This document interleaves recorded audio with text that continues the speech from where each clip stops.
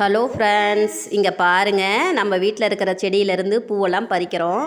நம்ம வீட்டுக்கு தேவையான, சாமிக்கு தேவையான பூக்களெல்லாம் நம்ம செடியை வச்சே நம்ம முன்னாடி இருந்து பறிச்சுக்கலாங்க. நம்ம வந்துட்டு இடம் இல்லை அப்படின்னு சொல்லிட்டு நம்ம யோசிச்சுட்டு இருக்க வேண்டாம். நம்ம இதை தண்ணி கேன்லாம் வந்து ஒரு 30 ரூபாய்க்கு தான் பழைய இரும்பு கடையில் வாங்கி அதில் மண் கொட்டி பக்கத்தில் இருக்கிற மண்ணை எல்லாம் அள்ளி கொட்டி செடி வச்சுருந்தேங்க. பூ வந்து நம்ம வீட்டுக்கு தேவையானது. நம்ம ஒரு கோயிலுக்கு திடீர்னு கிளம்புறோம் அப்படின்னா நம்ம கடையில் போய் பூ வாங்கிட்டு இருக்கிற தேவையில்லை. நம்ம வீட்டில் இருக்க செடியை வச்சே நம்ம பூ பறிச்சுக்கலாங்க.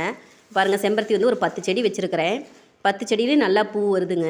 அது வந்துட்டு இப்போ கோயிலுக்கு கிளம்பிட்டோம். அதை வந்து எல்லாம் பறித்து சாமிக்கு கொண்டுட்டு போகலாம் அப்படிங்கிறதுக்காக பறித்தேன். சரி, உங்களுக்கும் ஒரு இது கிடைக்குமே, ஒரு ஐடியா கிடைக்குமே அப்படிங்கிறதுக்காக போட்டேங்க. நீங்களும் வந்துட்டு இந்த மாதிரி தண்ணி கேனில் வைங்க. நம்ம இடம் இல்லைன்னு சொல்லிட்டு ஃபீல் பண்ணிட்டு இருக்க வேண்டாம். ஒரு 10 செடி வாங்கி வைங்க போதும். அதுவே நம்ம வீட்டுக்கு தேவையானதோ, நம்ம வெளியில் கோயிலுக்கு திடீர்னு போகும்போது வேணுங்கிற பூக்களை நாம்ளே பறிச்சுக்கலாம் நம்ம வீட்டில் இருந்தே. இங்கே பாருங்கள், எங்களை எல்லாம் ஒரு 4-5 கலர் மாற்றி மாற்றி வைங்க. ஒரு சந்தன கலரு, வெள்ளை கலரு, லைட் ரோஸு, அந்த பிங்க் ஒன்று சின்னது ஒன்று வாங்கிட்டு வந்துருக்குறேங்க. அதுவும் அது சூப்பராக நிறையா பூ வைக்கிது.